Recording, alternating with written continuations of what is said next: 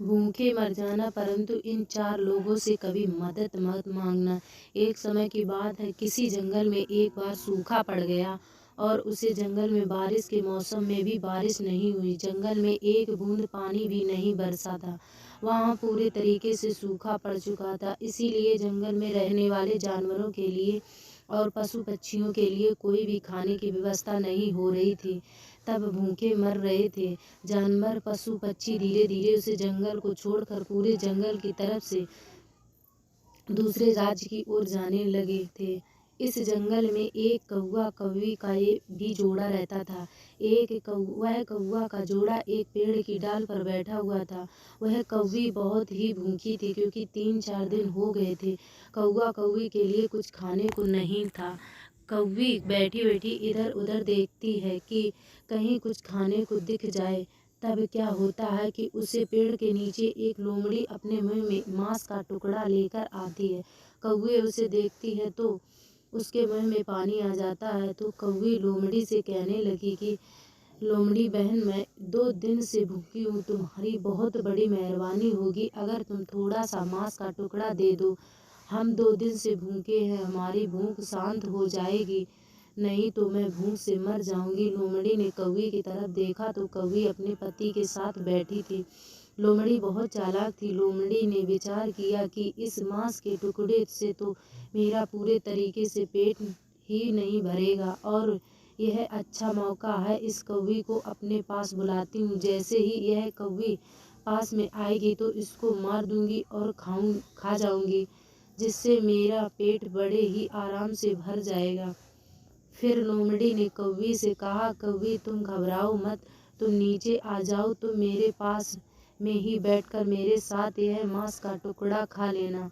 यह सुनकर वह कौवी भी तैयार हो जाती है, और जब कौवी लोमड़ी के पास जाने को होती है तो कौवा उसका पति उसे रोक लेता है। कौवा कौवी से कहता है कि अरे पागल हो गई हो क्या, तुम कहाँ अपने दुश्मन के पास जा रही हो। लोमड़ी बहुत चालाक होती है, तुम्हारे जाते ही वह मांस का टुकड़ा छोड़ देगी और तुम्हें मार कर खा जाएगी। कौवी कहती है कि नहीं पिया जी, मैं तो जाऊंगी, मुझे बहुत भूख लगी है। वह लोमड़ी बहुत अच्छी है, मुझे नहीं मारेगी। उसने मुझे साथ में बैठकर मांस का टुकड़ा खाने के लिए बुलाया है। कौवा कहता है कि तुम ऐसे नहीं मानोगी, यहीं रुको, मैं तुम्हें एक कहानी सुनाता हूँ, तब तो तुम जरूर समझोगी कि मैं क्या कहना चाहता हूँ। पहले ध्यान से मेरी इस बात को सुनो, इसके बाद भी अगर तुम्हारा मन हो तो तुम चली जाना। इसके बाद वह कौवी डाल पर भी बैठ जाती है और कौवा की बात सुनने लगती है। नीचे लोमड़ी उसका इंतजार करती हुई खड़ी रहती है। कौवा कहता है कि तुम सुनो प्रिया, तुम कुछ समय पहले की बात है, इस जंगल में बहुत ही बड़ा बरगद का पेड़ हुआ करता था। उस पर एक तोता का परिवार रहता था, जिसमें एक तोता और तोते की पत्नी दोनों ही थे। वह बरगद के पेड़ को खोखले में रहते थे, और उस बरगद के पेड़ में एक और खोखला था, जिसमें एक सर्प रहता था।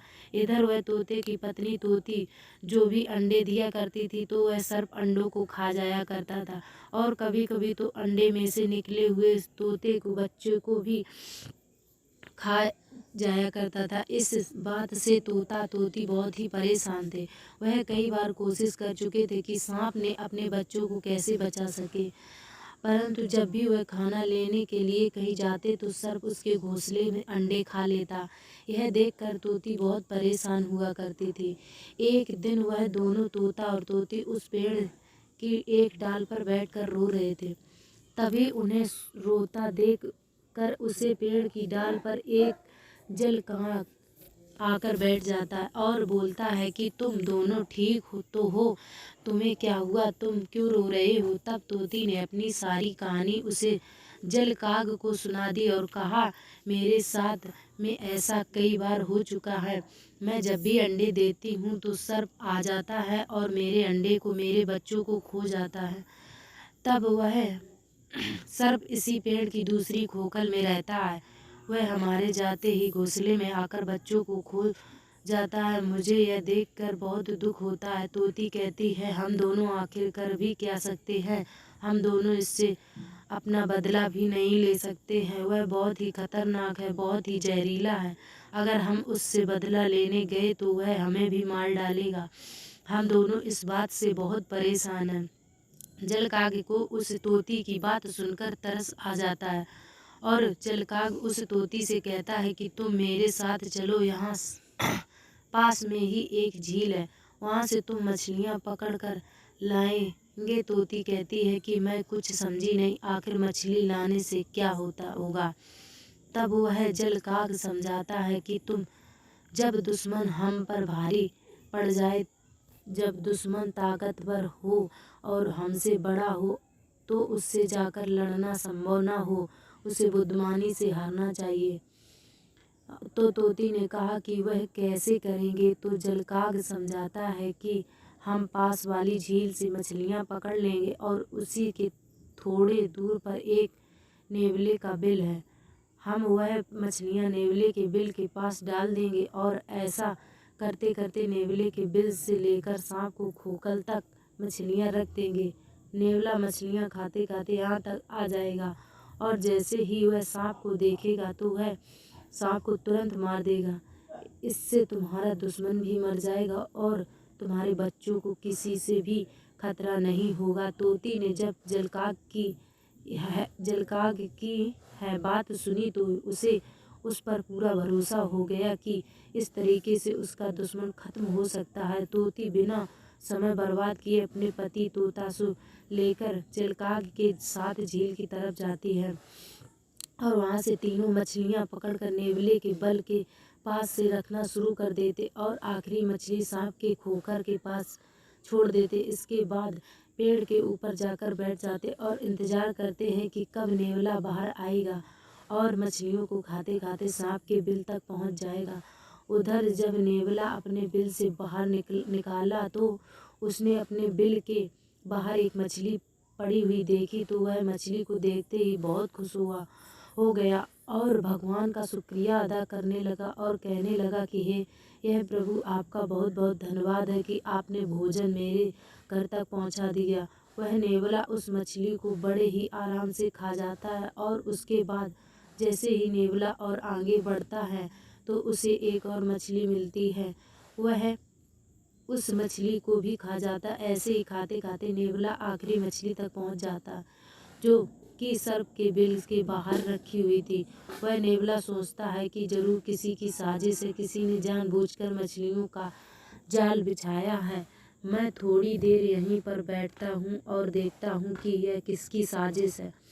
वह नेवला सर्प के बिल के बाहर ही बैठा रहता है और इंतजार करता है कि यह बिल किसका है और किसने मुझे जाल में फंसाया है। तभी वह देखता है कि बिल में एक सर्प बाहर आ रहा है। सर्प और नेवले में तो बहुत बड़ी ही दुश्मनी होती है। वह नेवला समझ जाता है कि अच्छा, इस सर्प ने मुझे जाल में फंसाया है।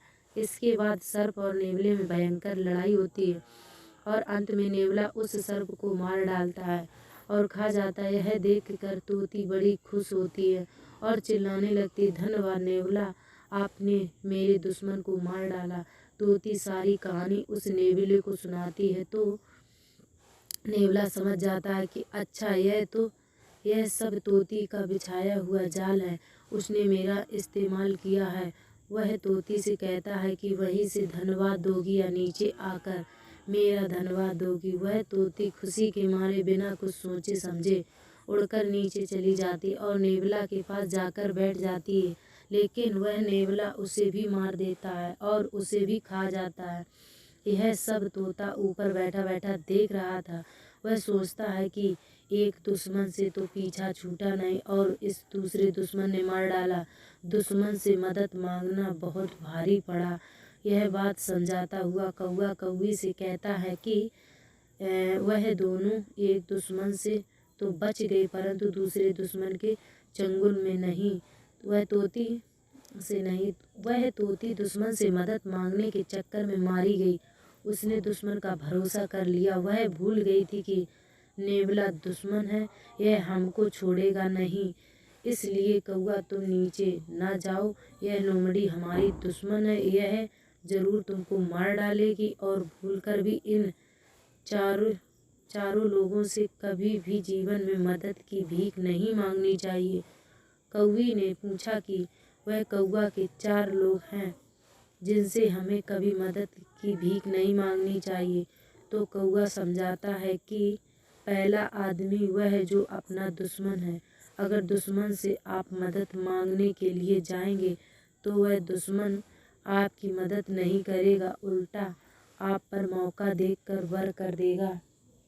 वही आपको कुछ न कुछ नुकसान जरूर पहुंचाएगा और आपको मार भी देगा, इसलिए दुश्मन से मदद भी भीख नहीं मांगनी चाहिए।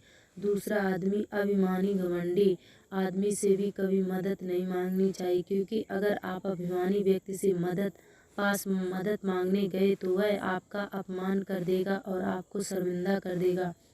तीसरा आदमी जिसके पास आपको मदद के लिए कभी भी नहीं जाना चाहिए वह है कपटी आदमी, क्योंकि जो कपटी आदमी होते हैं वह हमेशा कपट करते हैं, आपकी मदद नहीं करेंगे, लेकिन वह अपने कपट से आपको कहीं ना कहीं जरूर फंसा देंगे, आपसे अपना काम करवा लेंगे और आपको छोड़ देंगे, जिससे तुम्हारा बहुत बड़ा नुकसान हो जाएगा और तुम्हें पता भी नहीं चलेगा। इसलिए कपटी आदमी से कभी मदद मांगने नहीं जाना चाहिए।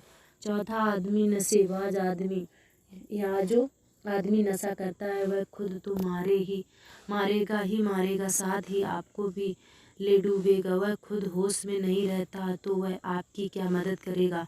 नशेबाज आदमी से मदद मांगने से अच्छा तो आप भूखे ही मर जाएं। कौआ कहता चाहे भूखे मर जाना, परंतु इन 4 आदमियों से कभी भी मदद मत मांगना। पहला आपका दुश्मन, दूसरा अभिमानी व्यक्ति, तीसरा कपटी और चौथा नशेबाज आदमी। कौवे की यह बात सुनकर कौवी समझ जाती है कि मेरा पति सच बोल रहा है। वह नीचे नहीं जाती और यह देखकर लोमड़ी वहाँ से चली जाती है। थैंक